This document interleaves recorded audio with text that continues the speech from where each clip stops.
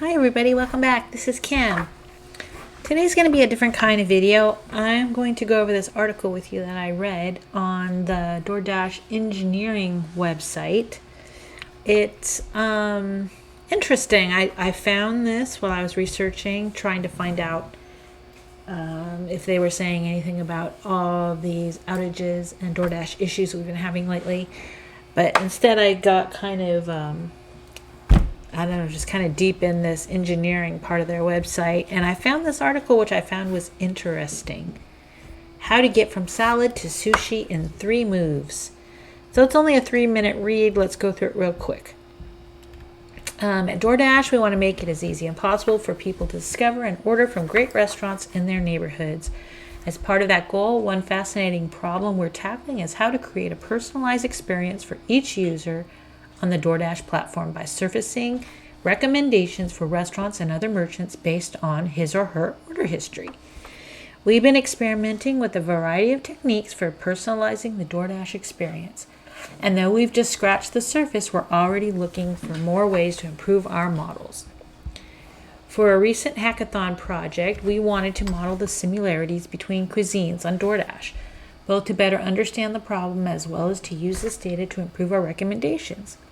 Here, the question is, if we know you like certain cuisines, what other cuisines can we recommend? To do this, we use the Bayesian Network structure learning over order data. The Bayesian Network is a probabilistic graphical model that represents the relationships between variables and their dependencies in a graph structure. In our case, we have variables for cuisines such as Spanish and tapas, and we want to represent the probability distribution between those, capturing that if you like Spanish food, you're very likely to like tapas as well. A Bayesian network structure learning algorithm finds a compact representation of the joint probability distribution between all of the variables in the data. Put simply, it allows us to find the probability of ordering one type of cuisine given that you've already ordered from a different cuisine.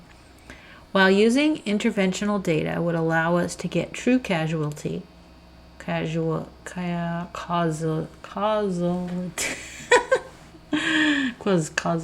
there we go.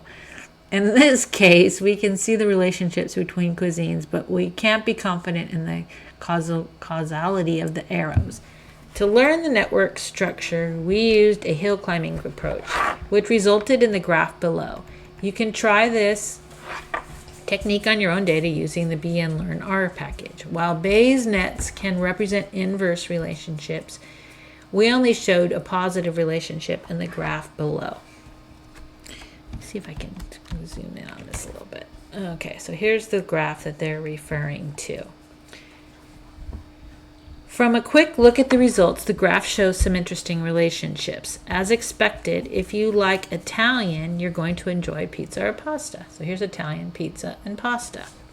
But there are some surprising results here as well. For example, if you like fast food, here's fast food, in turns, you're likely to enjoy Chinese food too. So if you follow the arrows, fast food, chicken, burger, and Chinese.